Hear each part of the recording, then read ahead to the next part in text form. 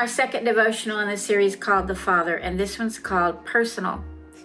Last time we established how important it is to believe in the Creator, our Father, the Father of lights, our God, and now we're looking at how Father isn't just His name, but He's a personal Father.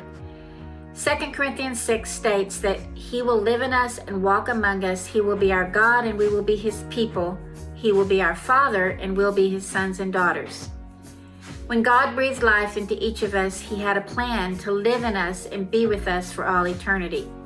Think about your own personal fathers. At their very best, they live decades and leave us, and sometimes we feel like they're near and dear, but often they're far and removed because of hurts, misunderstandings, all sorts of things that come between children and their fathers.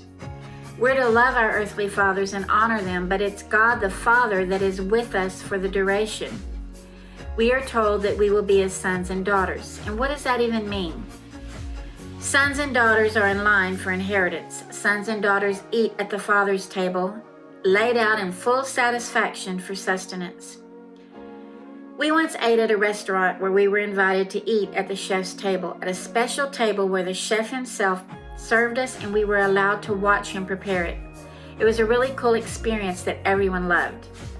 Sons and daughters are clothed for and provided for, guided in life and helped with maturity and lavished upon with good things and invited to closeness and nearness to their fathers, accepted as they are and loved just because they belong to the Father.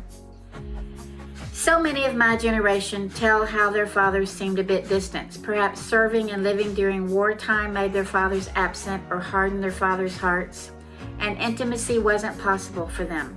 Still others talk of a father that maybe they visited only every other weekend due to divorce, or maybe only in the summer or not at all. Some never had a father in their lives, and it's hard to find a father personal. So when fathers step into the backyard to throw a ball with their sons, that's personal. They invest in time and training as they personally give and teach. When fathers show up at performances to smile and applaud and greet their kiddos after the show, there's nothing like that hug and affirmation from those strong arms. And when fathers welcome daughters into their arms when disappointment and hurt or shame has overtaken the daughters, when the father holds them and whispers love and encouragement, there's nothing like that closeness. It brings healing. Some have experienced moments of closeness and personal times with their dads, and some not so much at all. This makes it hard to grasp the concept of a personal God the Father. Or even worse, a personal father may have been one that abused or only showed up to discipline, or constantly shook a finger in disapproval at everything we did. But God isn't that kind of personal. It says He's closer than a brother, near to the brokenhearted. He walks and lives among us, and He never leaves us or forsakes us. In other words, the Creator of His creation sees what He's created daily and never leaves what He has made to succumb to us ending up in a discard pile. I've walked into a pottery shop before and seriously gasped at the beauty and work of hands that crafted such beautiful work. A good potter, like we talked about last time, takes care and sits each creation on a shelf for display, explains the use and the work of the vessel, and places great value upon it and cares for it with his life. Think about all the things you've created with your hands, like a garden, something you painted, or something simple like a puzzle you put together. You own it, you're proud of it, you stand back and you admire it.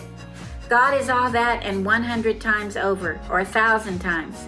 He stands amazed at His creation, you and I, and He wants to hang with us every minute of every day.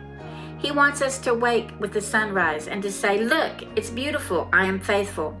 He desires to lead us through the day by His hand as we step here and there, open our pantry to find food to eat, sit among friends to reflect His kindness in every good thing. And then when the day ends, He wants to point our eyes upward to the sky and say, "See, I know their names, the stars, and I know yours as well. I'm here all night." Personal God, Creator of all things and Father to each of us. Pretty cool stuff.